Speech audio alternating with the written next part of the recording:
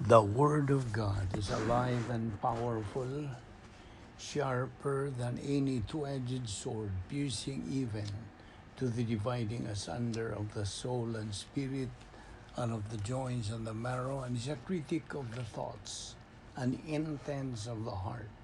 All Scripture is God-breathed and is profitable for doctrine, for reproof, for correction, for instruction in righteousness, that the man of God might be mature, thoroughly furnished unto all good works. Study to show thyself approved unto God, a workman that needeth not to be ashamed, rightly dividing the word of truth. Hebrews 11:6. But without faith it is impossible to please him. For he who comes to God must believe that he is, and that he is a rewarder of those who diligently seek him. Romans 10:17. So then, faith comes by hearing, and hearing by the word of God. 1 John 5:4-5. For whatever is born of God overcomes the world. And this is the victory that has overcome the world, our faith. Who is he who overcomes the world but he who believes that Jesus is the Son of God? Acts 13:48. Now when the Gentiles heard this, they were glad and glorified the word of the Lord. And as many as had been appointed to eternal life believed. John 10:41-42.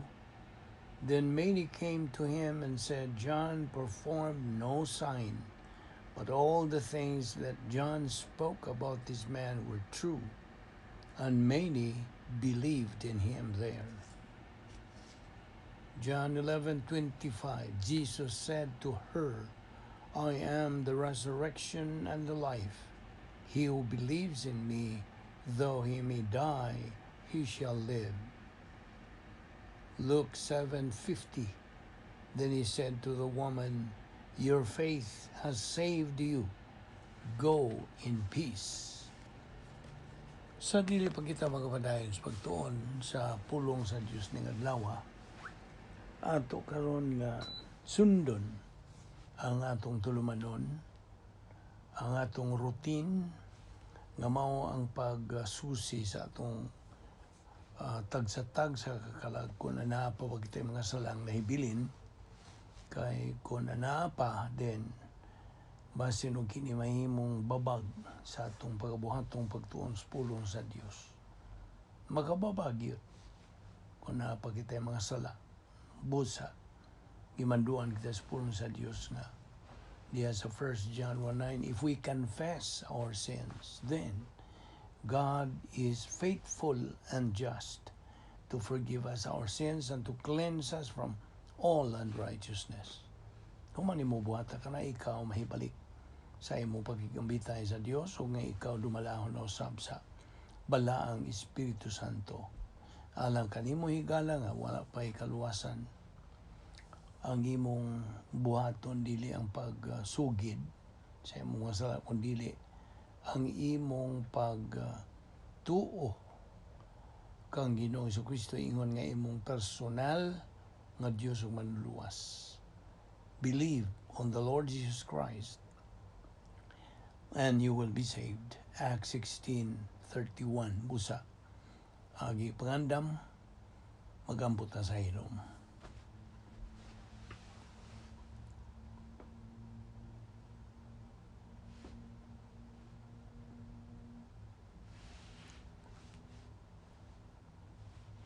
Ama namong langit no, nagapasalamat kami kanimo ni ining lain usab nga higayon. Nga imo kami gidala dinhi aron sa pagpadayon sa pagtuman sa among katungdanan nga maong pagpakaon sa among tagsa-tagsa kakalag sa imong mga pulong. Kay dili man mabuhi ang tao pinaagi sa tinapay lamang kundi sa matag pulong nga magagula sa imong baba. Mateo 4:4 ug Deuteronomio 8:3. Salamat o Dios sa imong grasya. Kini among pagtuon sa imong pulong ug sa imong paghatag pa kanamong lugway ning among kinabuhi ang tuning gayuna kini di mailan. Ang imong plano sa among kinabuhi nagkapadayon pa sa paglihok. Usaw ba ni kami karon? Wala kami mahimo kung wala ikaw. Pinagis ba bala ang Espiritu Santo tundoy kami sa imong kamatuoran. Salamat ni among Bible study through the YouTube sa Balbido Evangelistic Ministry. Kining tanan among gipasalamatan sa ngalan ni Ginoong Hesukristo. Amen. Maayong adlaw sa tanan natong mga subscribers, mga higala, mga silingan, kaninyong bag-o pa, welcome. O kaninyo sa mga igsoon diyan ni Kristo, our fellow believers, we welcome all of you with outstretched arms and we welcome you warmly.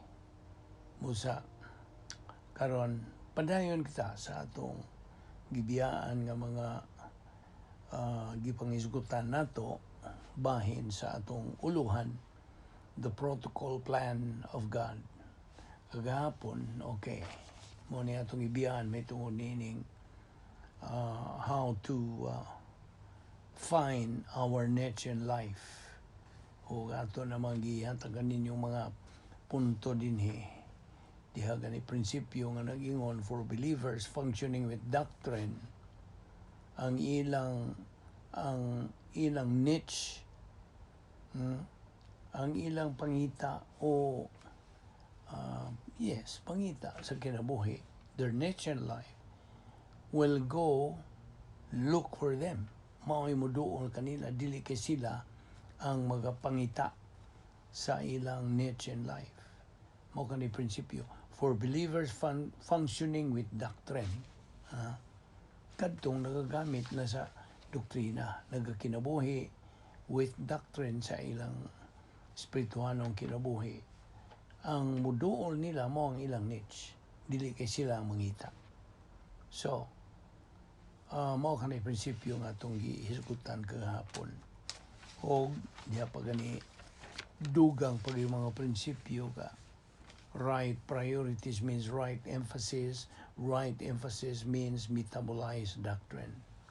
O kining maong niche, it's a condition of life or employment or a position or status suited for the capabilities and merits of the individual.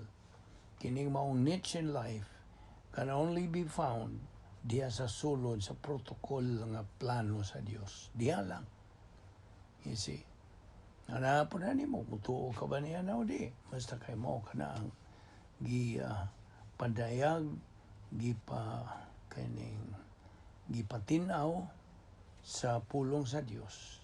This niche can only be found inside the protocol plan of God.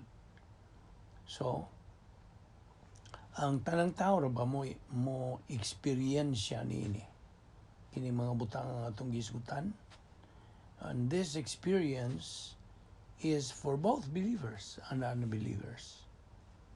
Now, mabito itong atong gihantag kanimo mga punto, mga butang that cause an individual to fail to find his niche in life: restlessness, uncertainty, lack of responsibility and command of self, lack of confidence, lack of understanding of the basic principles of the laws of divine establishment, failure to have absolute values of life, wrong priorities leading to wrong emphasis.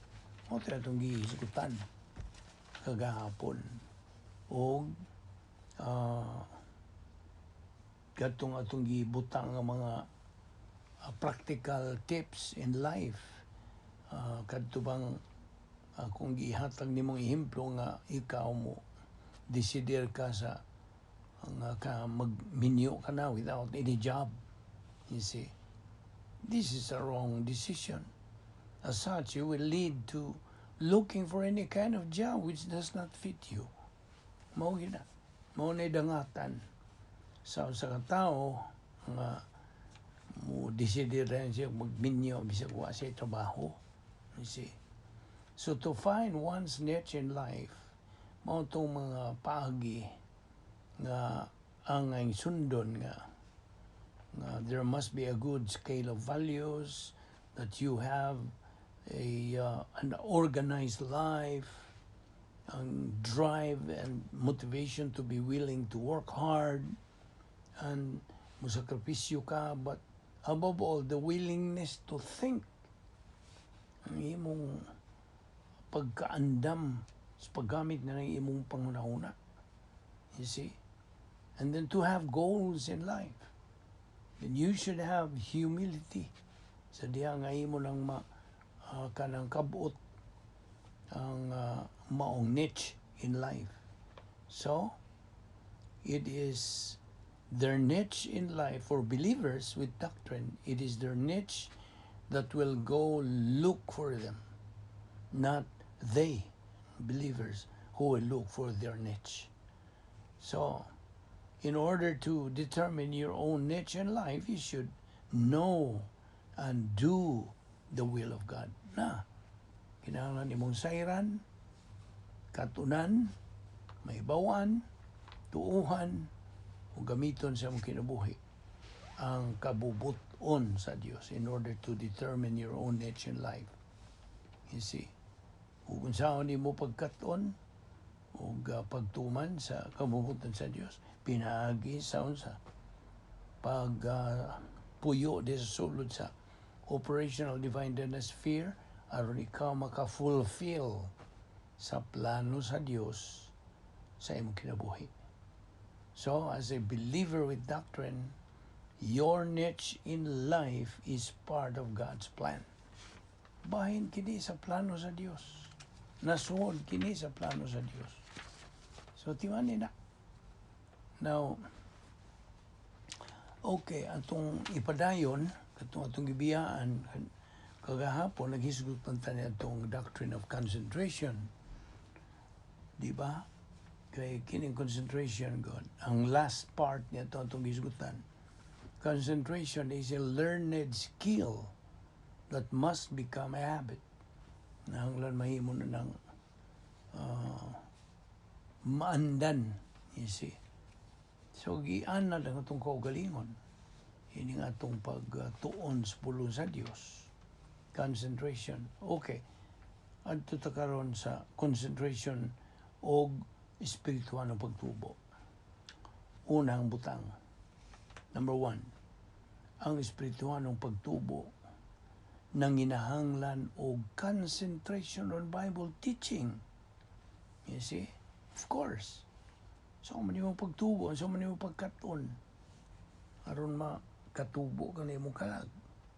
Kaya ang process ini is, bitaw na sa kanang Romans 10:17, faith cometh by hearing, and hearing by the word of God.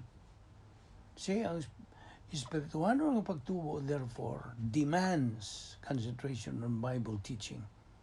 Now, 2 Peter 3:18, Romans 10:17, unsa pa? Well, that's all we can give as supporting verses. And then number 2, concentration on Bible teaching is necessary in 3 areas. Sa tulo ka mga dapit.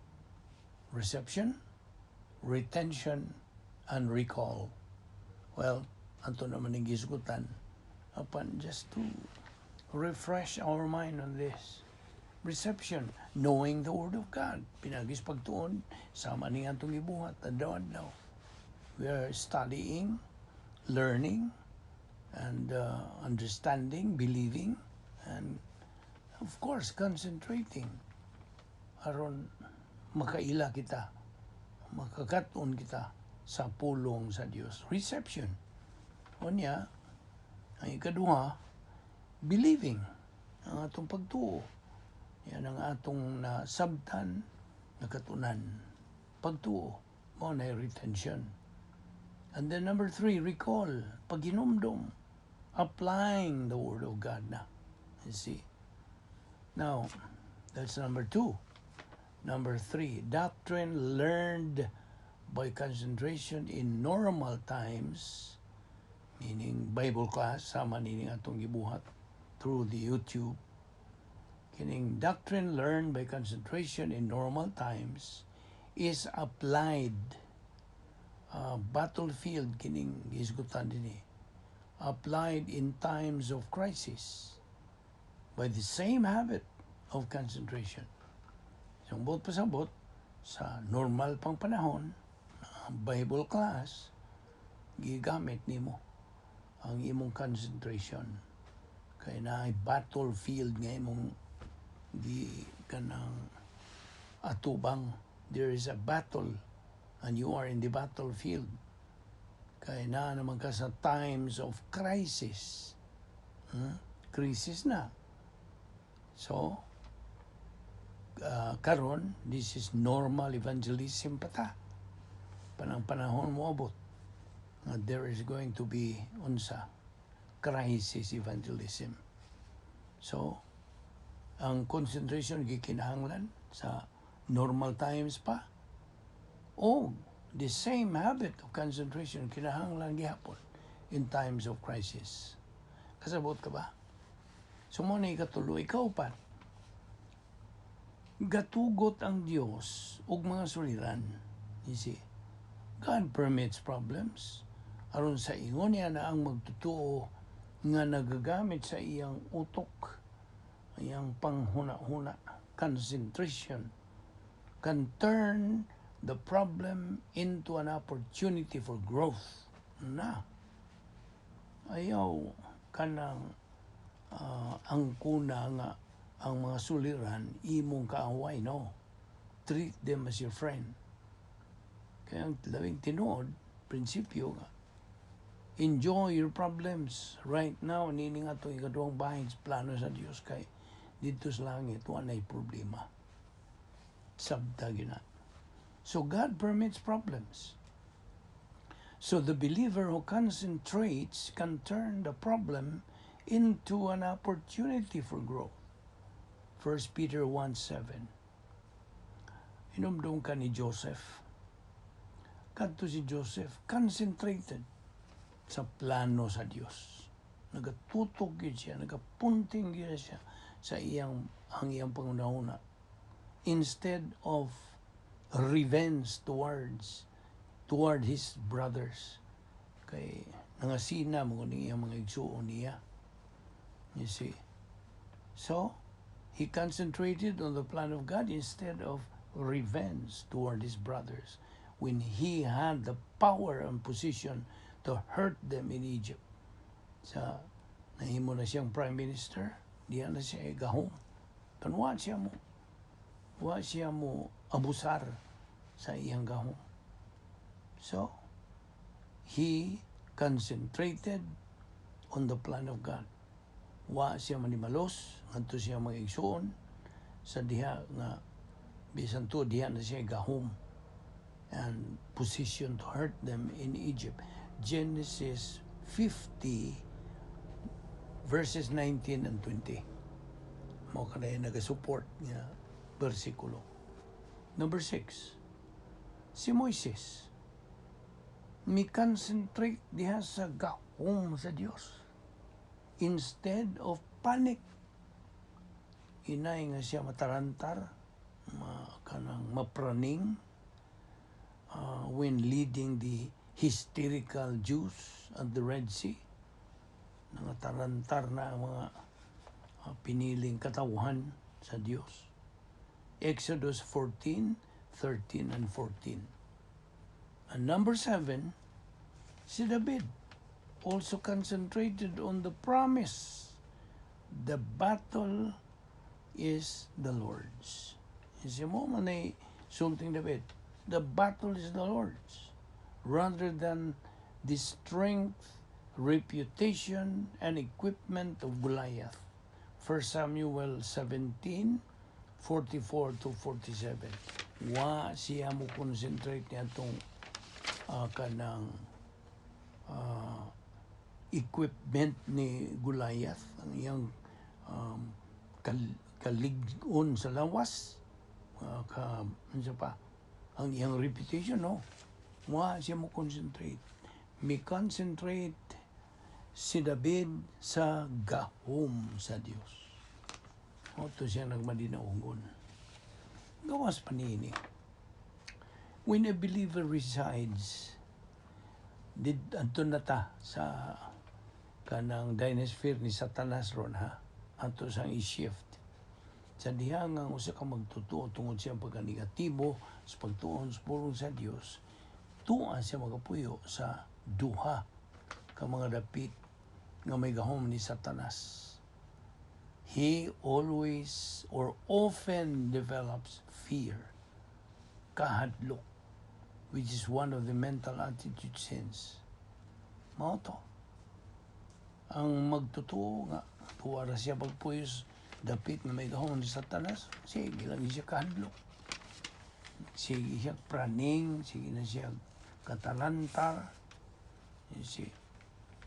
Now, niya ang atong paghisgutan ron ito gamay kining suliran sa pagkahadlok. Okay? The problem of fear. Number 1, fear is used as a mental attitude sin in the Bible. Sala. Sa una-una kining fear. Kaya nga naman, when you fear, that means you do not trust. Basta. But when you trust, you do not fear. Simple kayo na, ayano kayo ng prinsipyo sa pulong sa Diyos. So, ang supporting verse nini is 1 Samuel 17, 11, and 24. Ikadua, fear as a mental attitude sin is characterized by panic, overreaction. Panic overreaction, excited by the expectation of harm or evil, accompanied by a strong desire to escape it. Ako malikon. Fear as a mental attitude sin is characterized by panic overreaction, excited by the expectation of harm or evil, accompanied by a strong desire to escape it. Exodus 14, verse 10, o Exodus 17, verse 2. Okay? Karon number 3. Ang kahadlok as an emotion, kay emotion man pagbati kuning paghadlukan o paghandlok. Fear as an emotion causes irrational thinking. Irrational. Exodus 14, 11. Exodus 17, 3. Okay? Number 4. The emotion of fear is a feeling of dread, terror in different degrees. This emotion can cause speeding up of the beating of the heart. Magbuto-buto, kulba-kulba ang imong kasing-kasing. The imbalance of the nervous system. It can affect the eyes, skin, etc. Okay, kung malikon. The emotion of fear is a feeling of dread, terror in different degrees. This emotion can cause speeding up of the beating of the heart, the imbalance of the nervous system. It can affect the eyes, skin, etc. Number 5. Fear is a sign of negative volition, which results divine discipline. Ang kahadlok di mailhan kinis negatibo nga kabuton nga moresulta og disiplina sa Dios. 1 Samuel 18:12 og 29.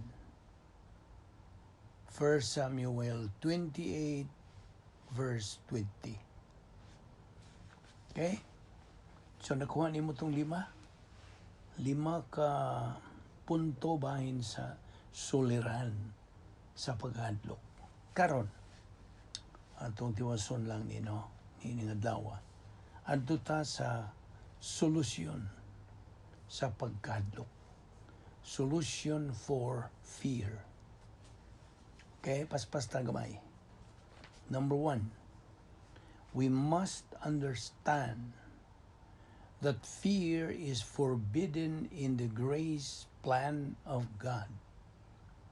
We must understand that fear is forbidden in the grace plan of God. Exodus 14:13 and 14. Joshua 8:1. Isaiah 41:10. Okay? So, akong malikon itong mga supporting verses. Exodus 14:13 and 14. Joshua 8:1. Isaiah 41:10. Okay, number 2. We must acknowledge fear as a sin. We must acknowledge fear as a sin when we find ourselves afraid. We must acknowledge fear as a sin when we find ourselves afraid. 1 John 1:9. Number 3. Okay? We must apply the promises and doctrines we know to the objects of fear. We must apply the promises and doctrines we know to the objects of fear. Id est the faith rest drill. Psalm 56:3 and 4. We must apply the promises and doctrines we know to the objects of fear. Id est the faith rest drill. Psalm 56:3 and 4. Number 4. We must grow spiritually to maturity by consistent intake of the Word of God. We must grow spiritually to maturity by consistent intake of the Word of God, which transforms our thinking, from fear to courage. 1 Peter 2, verse 2. 2 Peter 3:18, etc. Now, adto ta si kalima. Spiritual maturity is characterized by courage. Spiritual maturity is characterized by courage. Psalm 3:5 and 6. Number 6. True love, ang matuod nga gugma, means the absence of fear. True love means the absence of fear. 1 John 4:18. O ang ikapito, our last point, true love for God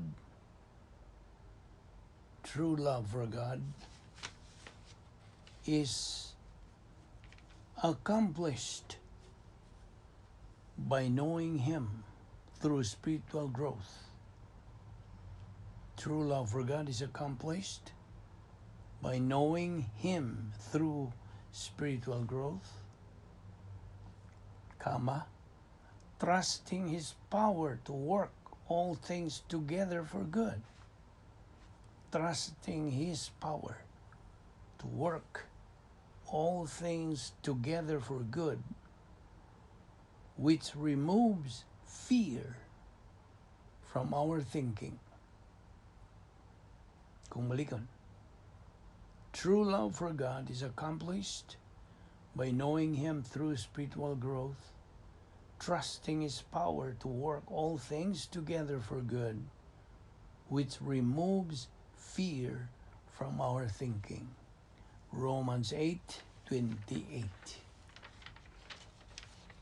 Now, kini mga punto atong gida nimo, bahin kini sa mga advantages diha ng magtutuo adto magapuyo nining maong dapit, the protocol plan of God.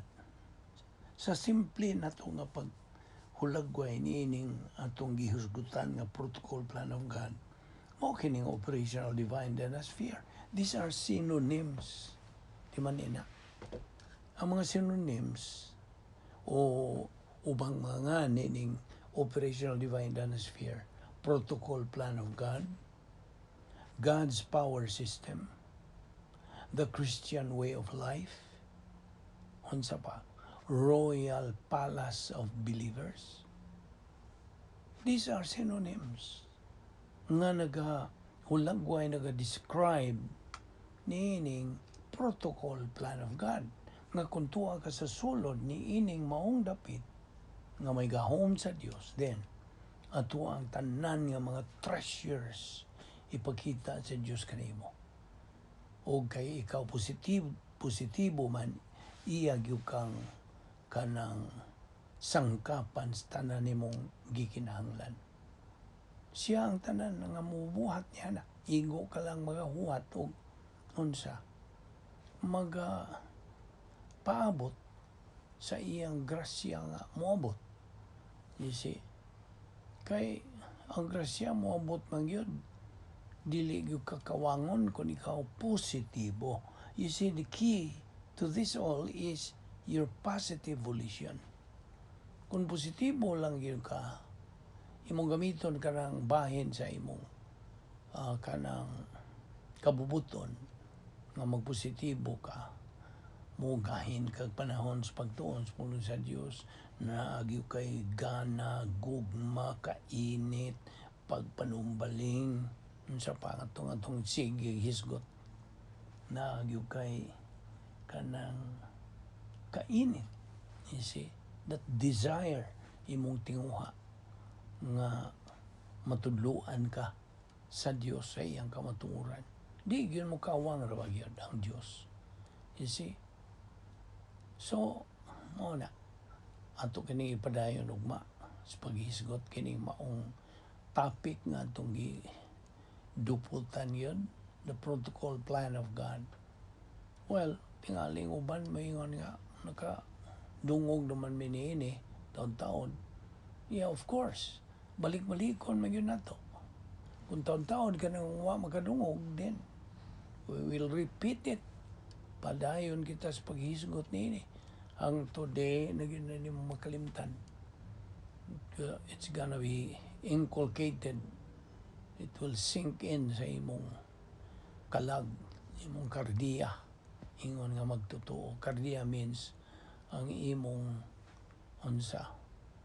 the frontal lobe o the mentality of your soul. So na diha pundo ang mga kamatuoran, mga doktrina nga atong ginatunan. Now, so ato ni padayon og mayong sipyat sa sumpay niini, daghan pa kayo kitag pagahisgutan og magampo ta balaan mo nga Dios, salamat sa imong pagpakiuban kanamo, sa imong pagtundo kanamo sa imong kamatuoran. Salamat na mo Bible study through the YouTube sa Balbido Evangelistic Ministry. Kining tanan na among ipasalamatan sa ngalan ni Ginoong Hesukristo. Amen.